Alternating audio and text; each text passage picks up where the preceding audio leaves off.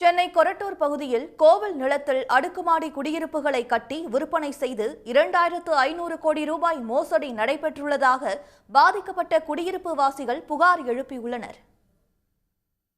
Alliance orchid springs என்ற தனியார் நிறுவனத்தால் விற்பனை செய்யப்பட்ட அடுக்குமாடி குடியிருப்புகளில் கடந்த 2014ஆம் ஆண்டு முதல் சுமார் 2000 குடும்பங்கள் வசித்து வருகின்றன. குறிப்பிட்ட அடுக்குமாடி நிறுவனம் கோயில் நிலத்தில் அமைந்துள்ளதாக தொடரப்பட்ட வழக்கில் கோயில் நிலம் என்பதை உறுதி செய்து நீதிமன்றம் தீர்ப்பு அளித்துள்ளது. இந்நிலையில் அர்பன் ரைஸ் என பெயரை மாற்றி இயங்கி வரும் அலையன்ஸ் ஆர்ச்சிட் ஸ்பிரிங்ஸ் நிறுவனம் தங்களை மோசடி செய்துவிட்டதாக குடியிருப்பு வாசிகள் டிஜிபி அலுவலகத்தில் புகார் அளித்துள்ளனர்.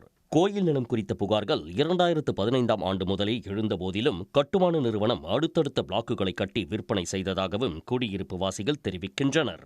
இயர் ஆஃப் 2014 அவங்களுக்கு அந்த இடத்துல கோயில் இடம் இருக்குன்னே தெரிஞ்சு எங்கள் 2150 பேருக்கும் இன்டென்ஷனாக ஏமாற்ற உள்நோக்கத்தோடு செயல்பட்டு எங்களுக்கு இந்த ப்ராப்பர்ட்டியை விற்றுருக்காங்க. ஸோ அதனால் அவங்க மேலே கிரிமினல் இன்டென்ஷன் சட்டப்படி அந்த நடவடிக்கை எடுக்கணும்.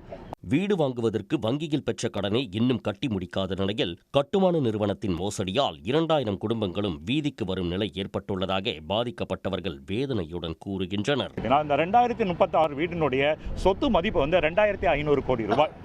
ஒரு கோவில் நிலத்தை மோசடி செஞ்சு எங்களுக்கு வித்ததுக்காக ஒரு பரிகாரம் எங்களுக்கு வேணும். அதுக்காக ஜீரோ ஆயிடுச்சு, ப்ராப்பர்ட்டி வேல்யூ ஜீரோ ஆயிடுச்சு. ஒன்று, பில்டரே எங்கள் எல்லா ப்ராப்பர்ட்டியும் வாங்கிக்கிட்டு எங்களுக்கு பணத்தை திருப்பி கொடுக்கணும். வீடு விற்க முடியாது, வாங்க முடியாது, எங்களுடைய எஜுகேஷன் லோனுக்கு போக முடியாது, பிஸ்னஸ் லோனுக்கு போக முடியாது.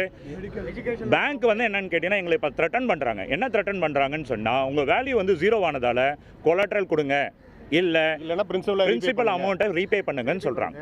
குறிப்பிட்ட மோசடி விவகாரத்தில் அரசு தலையிட்டு பாதிக்கப்பட்ட குடும்பங்களுக்கு நீதி கிடைக்க உதவ வேண்டும் என கோரிக்கை விடுத்துள்ளனர். இது தொடர்பாக சம்பந்தப்பட்ட கட்டுமான நிறுவனத்தை பாதிக்கப்பட்ட மக்கள் தொடர்பு கொண்டபோது நீதிமன்றத்தில் எதிர்கொள்வோம் என கூறிவிட்டு இணைப்பை துண்டித்து விட்டதாக கூறப்படுகிறது. உடனுக்குடன் செய்திகளை தெரிந்து கொள்ள சன் நியூஸ் பெல் ஐகானை கிளிக் பண்ணுங்க.